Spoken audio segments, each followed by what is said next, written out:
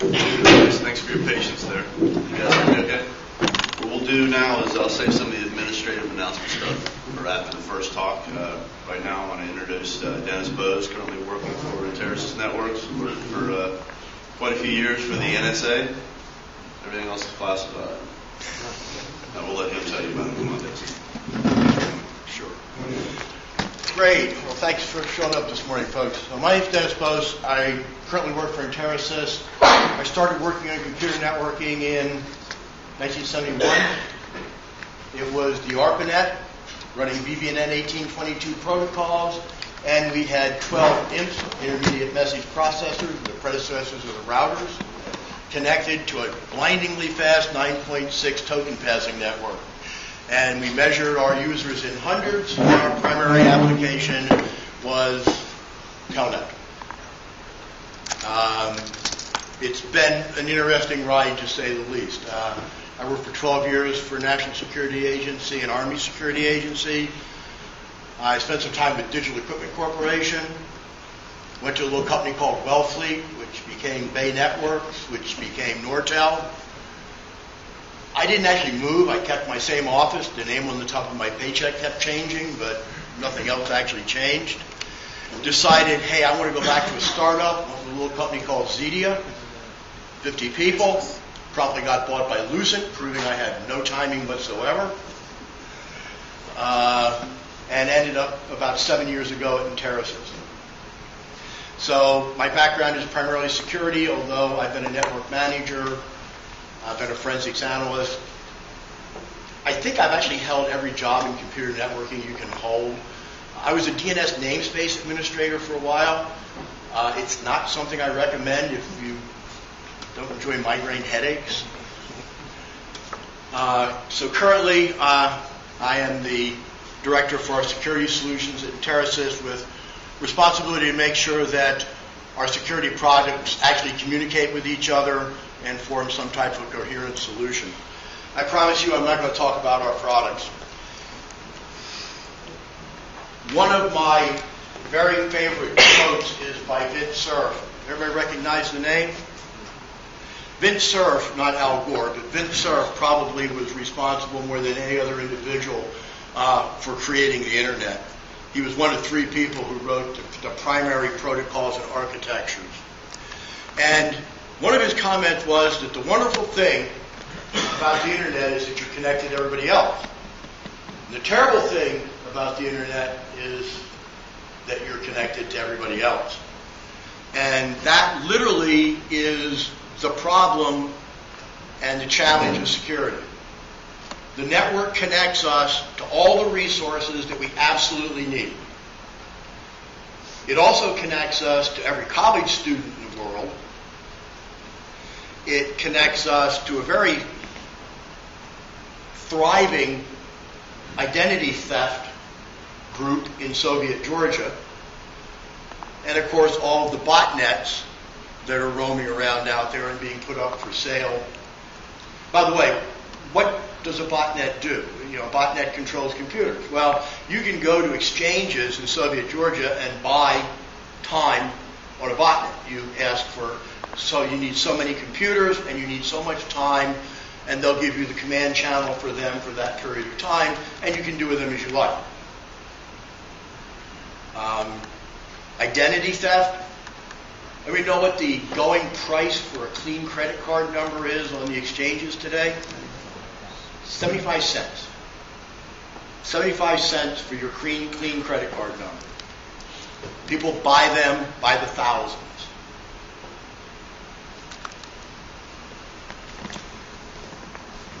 So,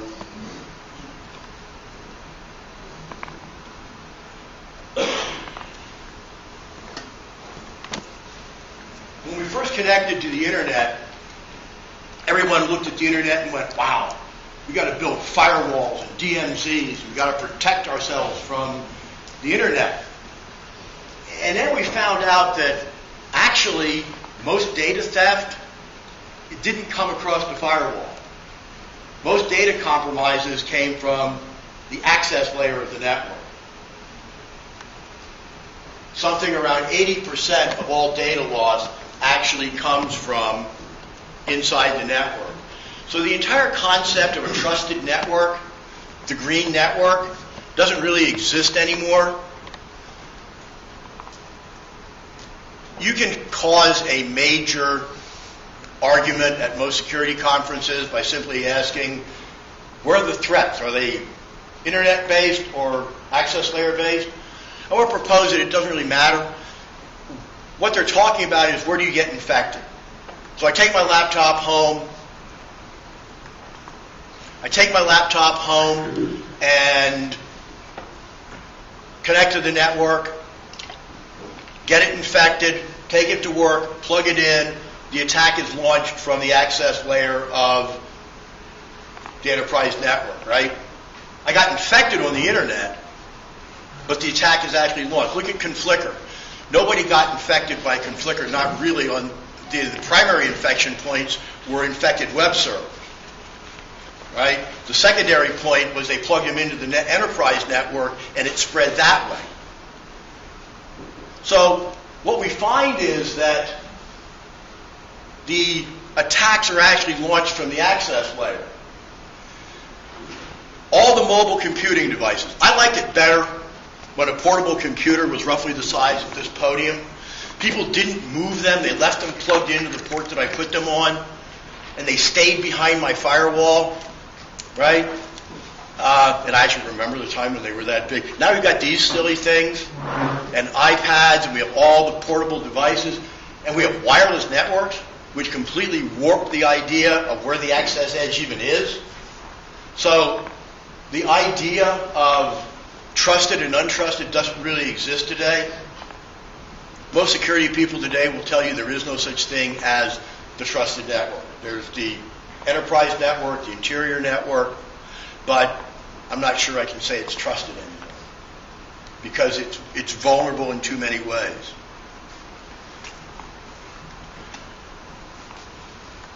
So your trusted network, your access edge, your wireless edge, your critical servers. This is your enterprise network. We're going to talk about hardening that access edge. We're going to talk about three components. Control. Ideally, you want to enforce least privilege. Everybody know what least privilege is, right? Give somebody access to the information they need to do their jobs and nothing more. There's a fundamental difference between what someone needs to do their jobs and what they think they need. So what they need and what they want are two radically different things. I did find a way to get somebody to give up some of their privileges once. When I was in Germany, I was responsible as top secret custodian for a set of systems. And when I went in, I realized that my boss was a light colonel, and he had the root passwords. He had demanded that he have the root passwords on all these systems.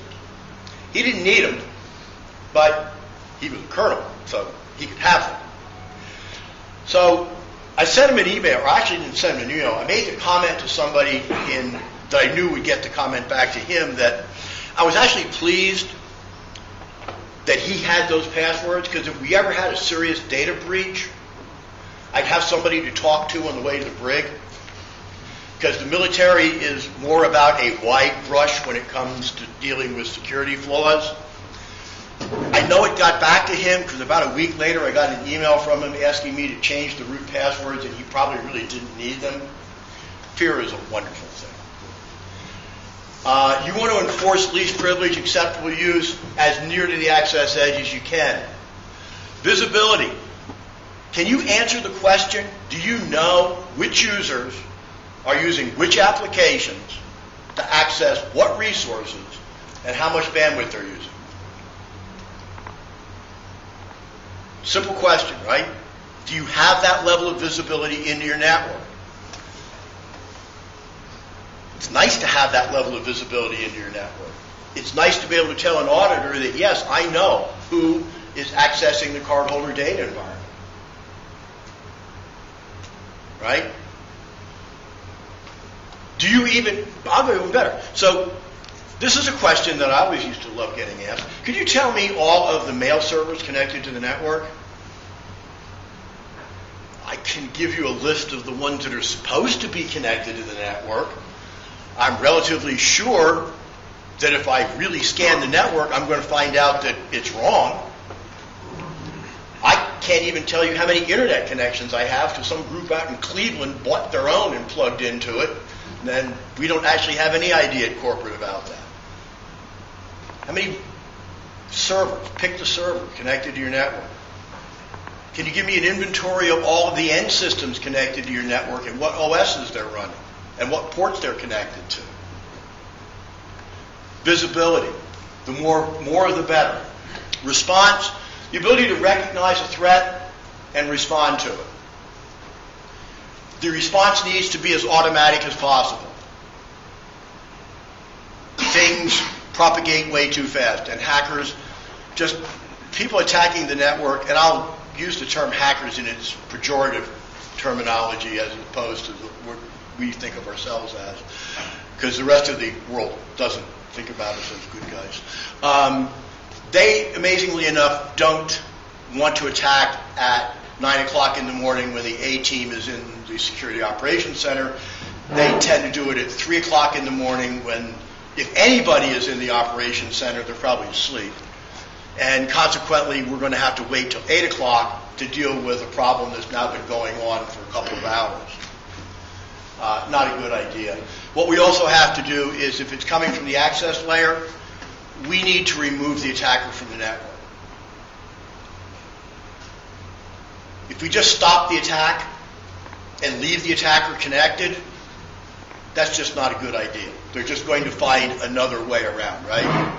That's a problem with the traditional IPS. You stop the attack, but the attacker is still connected. That's a little bit like, you hear something in the living room, you go down, someone's carrying your TV out the front door, and you go, no, go put that back. And they go, okay, I'll put it back, and you go back upstairs and go back to bed. Probably not really an optimal situation. Control, least privilege. We know about that. And how do we traditionally have we dealt with least privilege? We've used password controls, right? Access lists on computers, password controls, to make sure that only HR people can log into the HR systems and only finance people can log into the finance systems. What's the problem with that? Aside from the fact that people pick rotten passwords, let's just accept the fact that, when it comes up and it says, give me a new you got to get a new password, and you go, that's A12, it was A11 last week, so it's A12 now. That's not a good way to pick a new password. Also, of course, none of you would use the same password for all of your accounts, right? Right. OSs are vulnerable. Always going to be, always have been. There are a few OSs that are reasonably well hardened, but they're not commercially available. They're very well within the endbines of the security groups. Commercially available operating systems are made to be user-friendly, do a lot of things. The more sophisticated something is, the more vulnerable it is. The more features it has, the more vulnerable it is. The more usable it is, the more vulnerable it is. Operating systems are going in that direction. That takes them diametrically opposed to security. Why do we constantly find new flaws in operating systems? Right? In all this time, they should have been getting more secure, and they're not getting more secure. So let's accept the fact that OSs are always going to be vulnerable, and we need seriously to think about moving our control point out to the edge of the network. You can't really compromise a server if you can't send packets to it. I can't do anything about a user who has a legitimate access to a machine and chooses to misuse that data. That's actually not a security issue as much as a management issue, right? I'm an HR person. I have access to the HR data. I steal HR data. Okay? Network security can't solve that problem for you. What it can solve is, I'm on the loading dock, and I just hacked into the HR server. That should never happen. That is a network security issue. So if we move the controls out to the edge of the network, we can prevent or make it more difficult for people to access things they shouldn't access. Let's just start with a basic idea. On the access edge of the network, end systems should not be servers.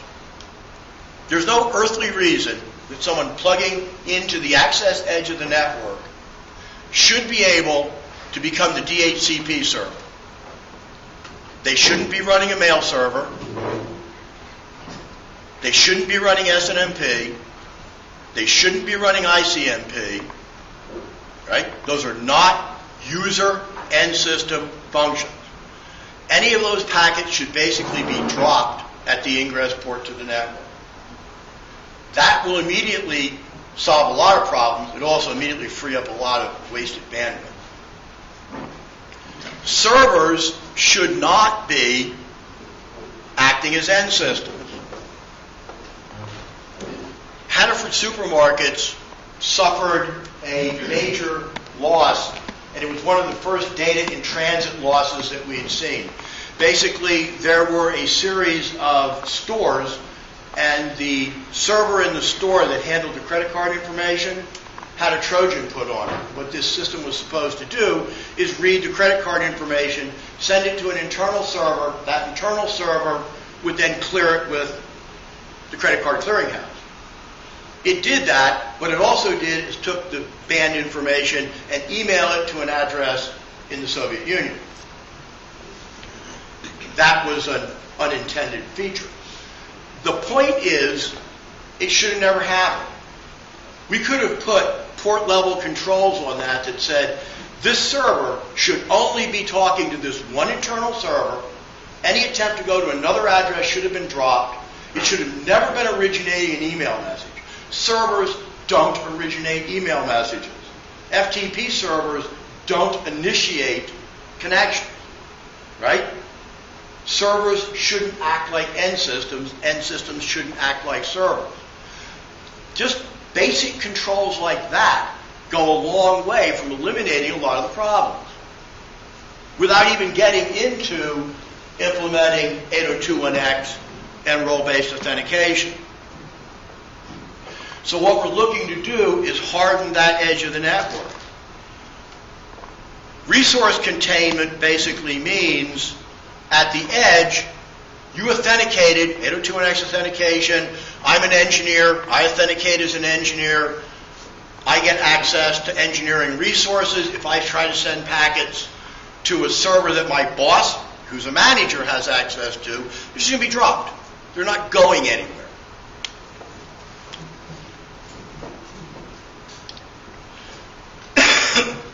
You can tie in with that and tie in with it the idea of protocol. Socket level controls. So, okay, I can talk to this server, but you have to use an authenticated protocol. It has to be HTTPS.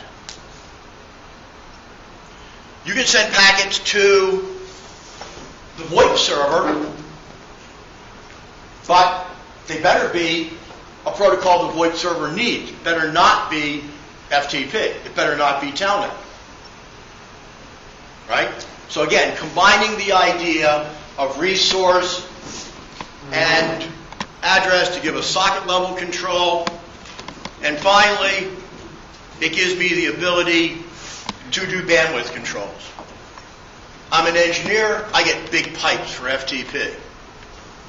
My voice channel, rate limited. Because voice needs high priority, but it doesn't need high bandwidth. And the idea of a prioritized, unbandwidth limited protocol roaming around your network is an invitation for a denial of service attack, isn't it? Right? So give voice the bandwidth it needs, but rate limited. Prioritize it, rate limited. Done where? At the connection point to the network.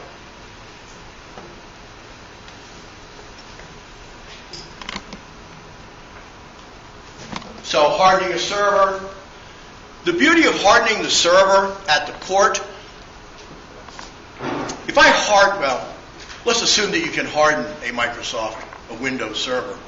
You harden it by turning off things, right? But if you lose administrator, they're just going to turn them back on, which is what happened in the Hack3rcon hack. So don't harden it there. Make the final hardening at the port level. That's out of the reach of anybody who's hacked into the server.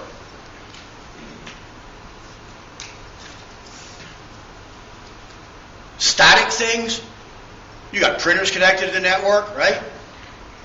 Fine, there ought to be a printer control access. So that if someone unplugs the printer and plugs their laptop into it, they don't get unauthenticated access. They get printer access, which will be very depressing. The other idea is, and administrators are going to hate me for saying this, nobody gets all access. Even a network administrator doesn't need access, unlimited access to everything. Right? In the NOC, you can have a port that's wide open, no controls on it, put it in the NOC behind a locked door, paint it red so if somebody plugs into it, you know they're plugged into it, and if the whole world's coming to an end, plug into those ports, and the NOC personnel now have unauthenticated access to everything. But if you're a network administrator roaming around with your laptop, fixing problems, you need some access, but you don't necessarily need all access. Sorry. And depending on the security level of the organization, you're not going to get all access.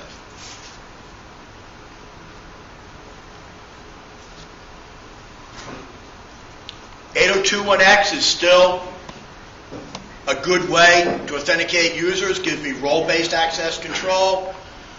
NIST has clearly come out and said that, role-based is what we need to do. All of the compliance mandates are mandating role-based access control. Machine control can be done with certificates. If your threat tolerance is low, that is, if your threat profile is you're protecting something very critical and you're protecting it from industrial espionage attacks, maybe you consider biometrics. Biometrics work. When I go through Heathrow, I don't actually talk to passport control. There's a line that has a big eyeball on it, and my iris patterns are on record with the airport. So I go up, look in a box, it says move your head this way, and you center it around your eyes, and they turn green, and it says, welcome back, Mr. Bose, and it prints out something that I put in my passport, and I go on through. King Fahd Airport in Saudi Arabia, everybody gets iris scans to get in and out. They work. An iris scan is something like 700,000 or 70,000 times more accurate or more unique than a fingerprint. And no, contrary to James Bond, you can't pop out somebody's eyeball and put it up to the scan. Have you tried to do it real world test yourself yet, though? It won't work. The scan runs it flashes a very high frequency light that the eye recognizes, and the eye has to contract. So you can't use a high-res photograph, and you can't use a film because it's got to react within microseconds of the pulse. So it has to be actually a living eye. It works. Again, it depends. What are you trying to protect, right? Everyone has a different fault tolerance or threat tolerance. Network access control. Network access control adds another layer. It helps me answer the questions, who is connected and where are they? Just because you authenticate into the network doesn't mean I'm going to give you full access. Let's go to a college environment. Cool. I authenticated as a professor. Great. I did it from student housing at midnight. There's only a couple of things that can be happening here, okay? No way am I getting faculty access. I authenticated as the CFO. I'm going after the cardholder data environment. I'm doing it from an SSID. No, not so much. Had TJX actually had that in place, they wouldn't be facing all the fines they are, because their initial hack was from a parking lot in Florida across a wide open wireless network. So NAC should be able to add not only who you are, but where you are, what time of day is it, how did you authenticate? You authenticated 802.1x, I trust you more than if you MAC authenticated. Right? We're adding layers of protection into this system.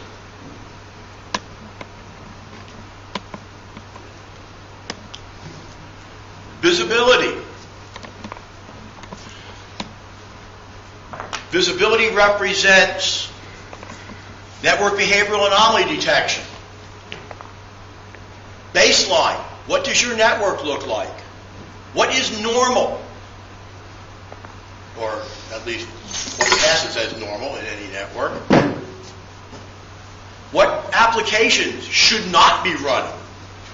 One of the questions, again, I don't know if you've ever had to deal with an auditor for like PCI, but one of the questions they're real interested in is which users are using which applications to access the cardholder data environment, and prove to me that they are required, that they are valid, right? Well, first you got to figure out what they are, so that's the initial problem, right? So you need flow-level views of the network. You need to be able to detect threat flows, flows that don't make any sense, long-duration unidirectional flows, ICMP streams where you've got more replies than you've got requests. Wonderful. That's a back channel, right? That's a P-channel attack. You've got a Trojan. It's using ICMP replies to pass back information. Zero payload long-durational flows. Not a good thing at all, right? So there are certain flows that we just recognize as threat packet, as threat signature. You've got a server. Never in its life has it initiated a connection.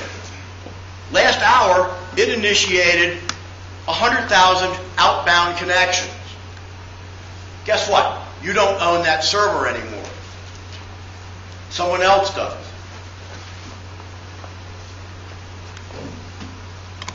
IPSs, IDS and IPS, looking for signature-based and protocol-based attacks. Right? Things that don't follow the protocol. Oh, look, it's a VoIP packet. Oh, look, it doesn't have the required elements. It says it's a VoIP packet. It's not. Right? Protocol violation. Here's a TCP packet. All the flags are set. No, not quite. TCP packets don't have all the flags set. It's a Christmas tree attack. Right? Illegal protocol combination. Pattern matching. We know about the pattern matching signatures. Host HIDs. HIDs generally, when we talk about these, are for servers, not end systems. Right? On your server. Be nice to know that your engineering server just had 4 interfaces that dropped into promiscuous mode. Sorry, that shouldn't happen. You just lost the server. You don't own it anymore. It's being used to scan your network. MD5 integrity checks. The exe host file just changed and you didn't do it. Not such a good thing. The log file just got shorter. Really not such a good thing. Log files don't get truncated unless someone is erasing what they've done. Really not a good thing. You should know about that. File ownership, inode, dates, all these things that are footprints on files that should not be changing. A HIDS will tell you if you still own that server. And believe me, folks, the idea that one should never take a server offline because people will lose access to the data, you know what? If you don't own it, take it offline. Because the data on it is already in question and probably corrupt, and all you're doing is propagating bad data. I don't care if it's a denial of service attack. It's a denial of service attack against something that you can't trust. And a SIM to put it all together is real nice because the problem when you build out these solutions isn't that you don't have enough information, it's that you have so much information that trying to reduce it to actionable offenses, that's what a SIM does for a living. A SIM looks at, here's all the events coming out, here's all the flow data, here's all the vulnerability data, puts that together and goes, yes, these 150 things, treat that as one offense. That's called data reduction rate. The SIM that we ran at Interop, we were getting a data reduction rate of 800,000 to 1. Now that is absolutely something you would never see in a real environment. But we had so much attack traffic compared to real traffic that I just have screenshots of that because I'll never see that kind of a number again. We ran that at Interop's request without firewalls. They said, we want to run this without firewalls. And we ran it basically with port level controls on each booth and no overall firewall. I would never recommend it, but it was a great exercise. So IDSs, an IDS on either side of a firewall is a very cool thing. The delta shows you if your firewall rules are working. Have you ever misconfigured a firewall? It's real easy to configure a firewall and have it do something really bizarre that you didn't expect. Putting an IDS tap on either side of it, look at the difference, and you can prove to an auditor it actually works. Behavioral sensors probably in the routing core. Distribution layer, HIDS on critical servers. IPS is probably in front of critical server farms. You can't afford to put IPSs everywhere, so you put IPSs in front of critical servers, and you put the IDS to cover the larger area of the network.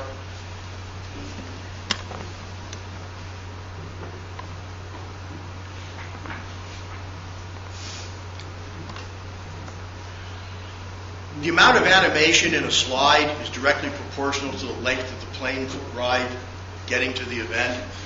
I've had these slides for a while, so each plane trip I had a little bit of animation to them. Basically, the goal of response should be to stop the attack and to remove the attacker's ability to continue the attack. The easiest way to do that is to quarantine them at the access point. Whether you quarantine them by IP address, by MAC address, by user, however you can do it, you need to get them off the network. Again, it's a judgment call. Somebody's doing a low-level scan of your network. Do you want to remove them? Don't know. What are you protecting? Is this college? Is it high tech? Is it biotech? Is it the Pentagon? Right? All of this is to implement your security policy. Everyone has a security policy, right? We've all read your security policies and understood them.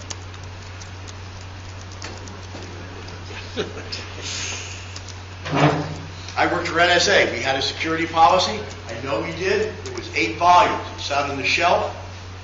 And volume 4 was the most valuable to me because the desk leg, one desk leg was a little bit shorter than the other one, If I took volume 4 and put it under that one leg, it leveled out my desk very, very nicely.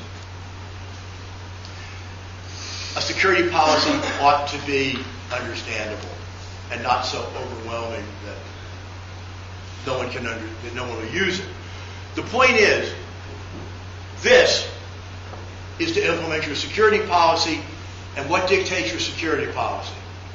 What am I trying to protect, and who am I trying to protect it from? If you're LL Beam, you're not going to be the target of state-sponsored industrial espionage. The sporting goods industry is not the hotbed of industrial espionage. If you're a cutting-edge biotech company, that may not be the same. If you're a cutting-edge biotech company, it's cheaper to steal that research than it is do that research. You are targeted by state-sponsored industrial espionage. At the end of the war, all those intelligence agencies didn't go away. They turned from military intelligence to economic intelligence. They still exist. So whether or not you want to do this and for what depends on your threat profile. By tying pieces together, you're going to like this.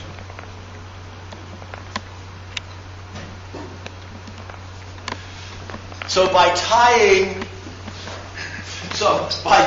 together NAC and the IDS, we detected the fact this person did a scan or violated our network. We quarantined them. We informed NAC this person's quarantined. They unplugged and moved to another port, and they didn't even authenticate because NAC remembers they're blacklisted. So they don't get another shot at the network.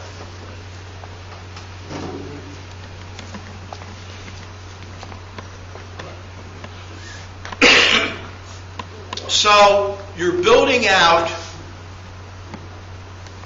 layers of protection. And to get to my critical server, you have to get through the acceptable use policy. 802.1x dictates what you can access. You have to beat that.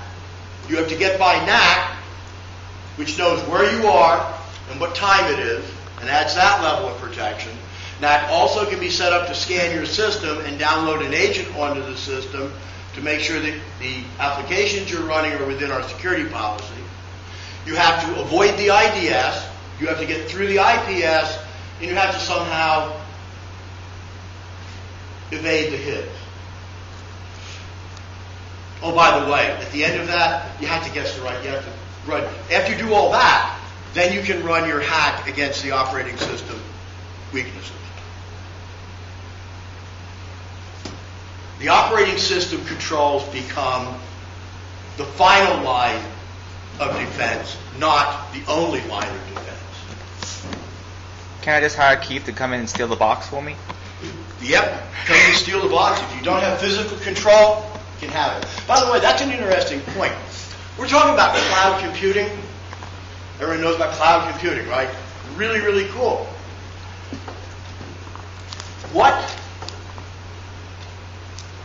How do you know where your data is being stored? Being stored in the cloud, right? Well, where are the servers? China? Yes, we provided. You just know that the servers are going to end up the cheapest place they can put them, which is going to be Malaysia or China or someplace like that, right? So how protected is your data? If the Chinese government shows up and says, give me the data, do you think they're going to say, oh no, I'm sorry, you can't have it. The U.S. says, not so much, right? There is a huge questions being asked legally as to how are you going to deal with it. It's your data. The fact that you put it on the cloud does not remove your responsibility. If it gets compromised, you get sued first, and then you get to sue the cloud provider. Maybe. How are you going to deal with a PCI audit if your data is on the cloud? PCI audits are about accountability, right? The cloud is about something entirely different. So the Cloud Computing Security Forum is looking at dealing with this. The government is looking at dealing with it in terms of financial, for banking and things like that. How are we going to deal with this as we start to move more and more stuff into the cloud? There are all kinds of interesting issues involved. So let me wrap it up by showing you a security framework. In any network, we have different types of data. We have flow data, net flow data, we have event data, we have location, identity, and vulnerability data, right? In networks, we have flow sensors, switches, IPS and firewalls, wireless management, wireless IPS, NAC. We have a SIM.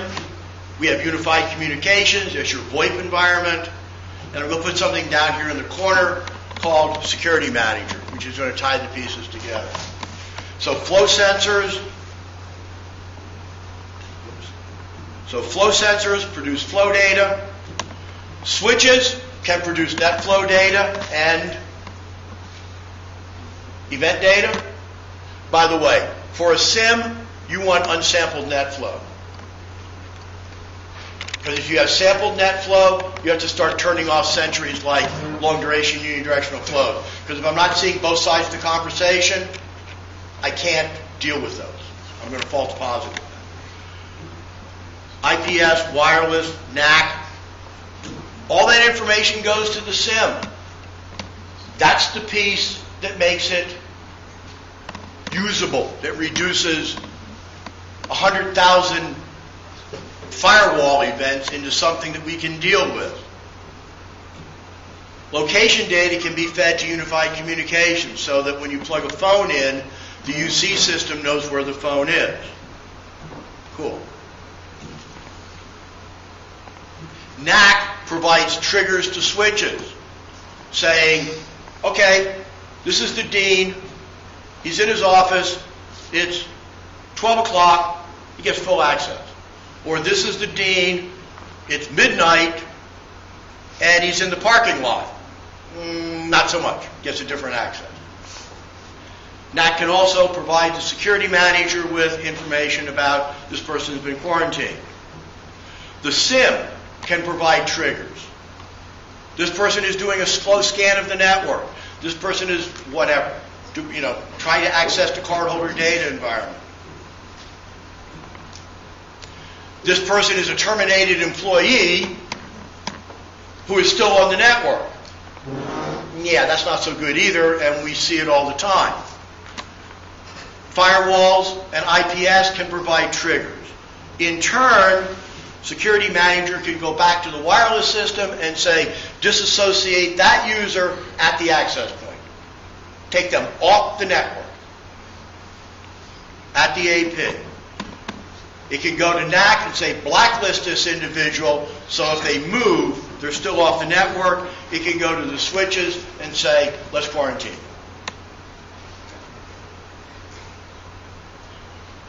A bunch of security products that don't talk to each other isn't going to give you a solution. A solution requires all of the pieces to integrate into something that works. And that's the problem that we've had traditionally within the security environment is pieces have not integrated well, right?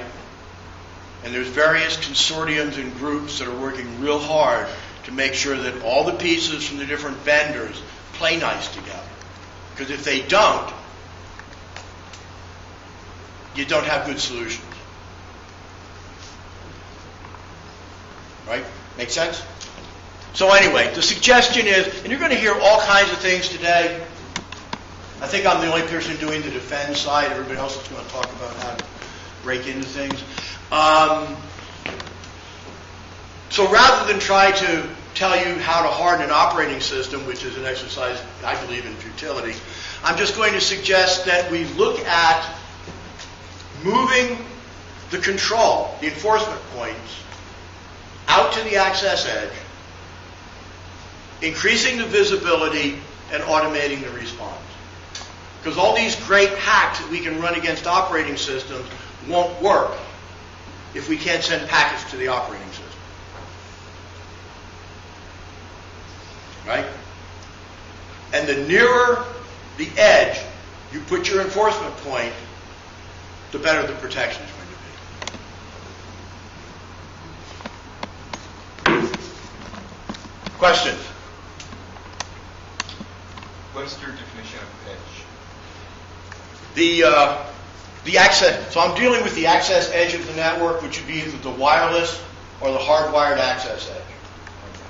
So I look at it as you have the internet edge, which represents your internet firewall, internet connections. You have your hardwired ports, and you have your wireless ports into your enterprise. So that's the access edge of the network. Okay. Would you consider also edge? Pardon me? Would you also consider edge, let's say, segments between users, so as to also protect Yes. against transactions? Yes. Any of an edge is basically, the edge can be any edge that you plug in users into.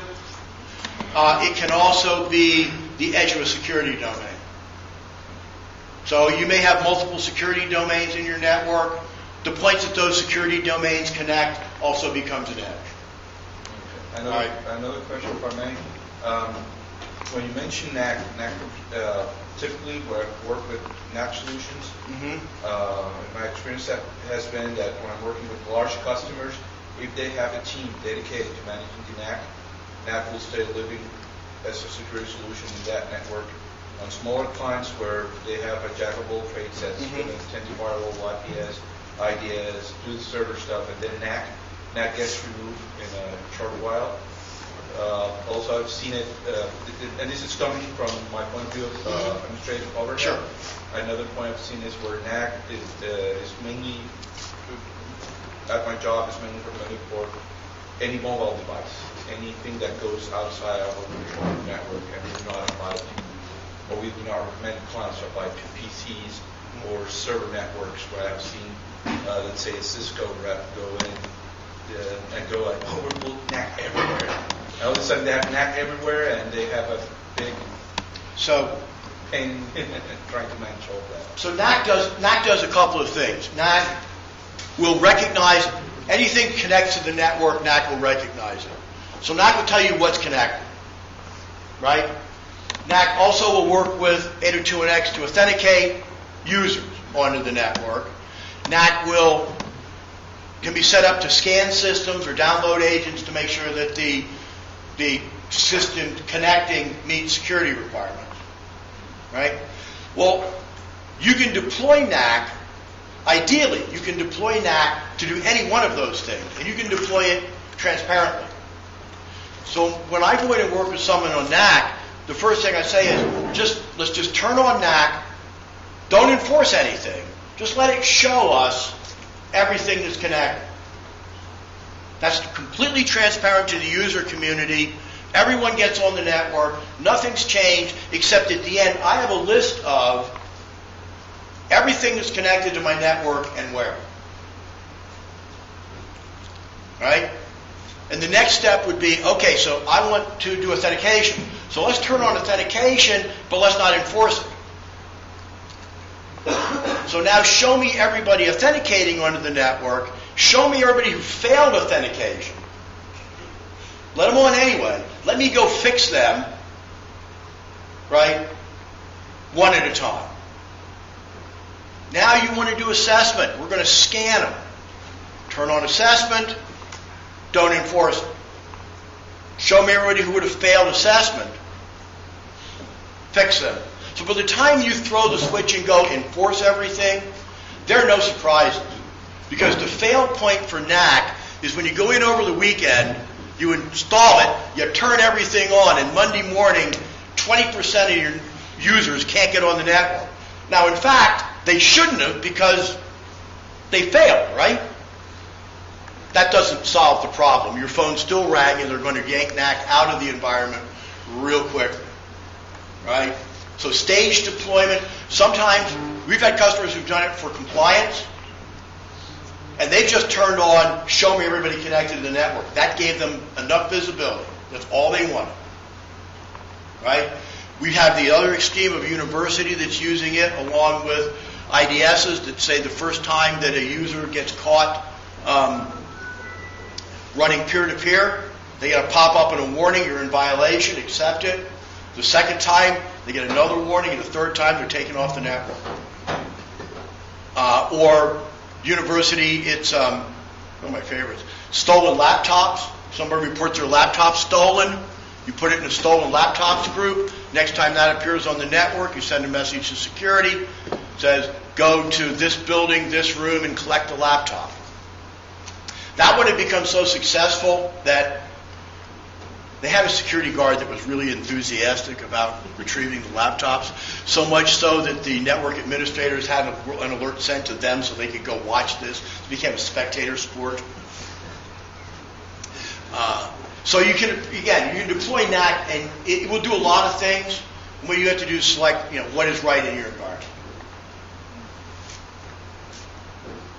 Kind of related to what he mentioned, how many people would you say it reasonably takes to effectively make use of all those? I know that's a big question, but when you have a workload in the same site, whatever deployment, kind of many kids that needs some. So I know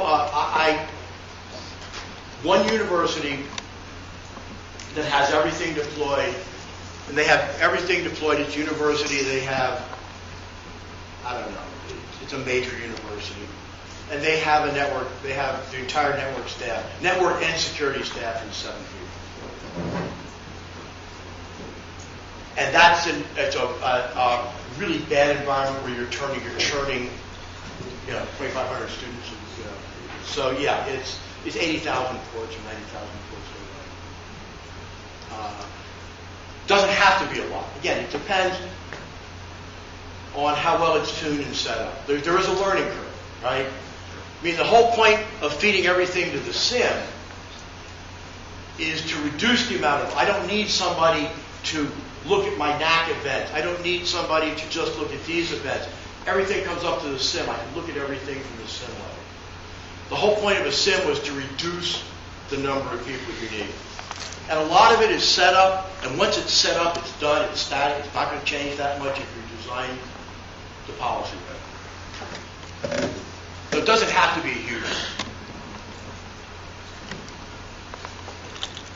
And again, it doesn't matter who does the pieces. The pieces just have to work together. Which is, again, why when you're looking at something like this, you ought to look at it and say, is it standards-based? Because if people are using proprietary anything in there, it means it's not going to play nice for them.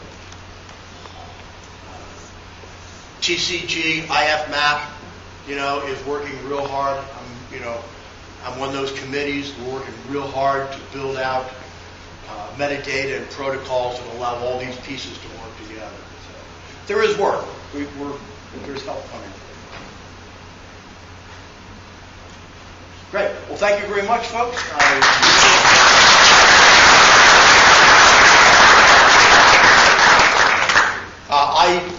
I'll be around all day. So if anyone would like to talk or have additional questions, I'll be happy to answer them. I'll be around pretty much all day. Thank you. Thanks, Dennis. Rob?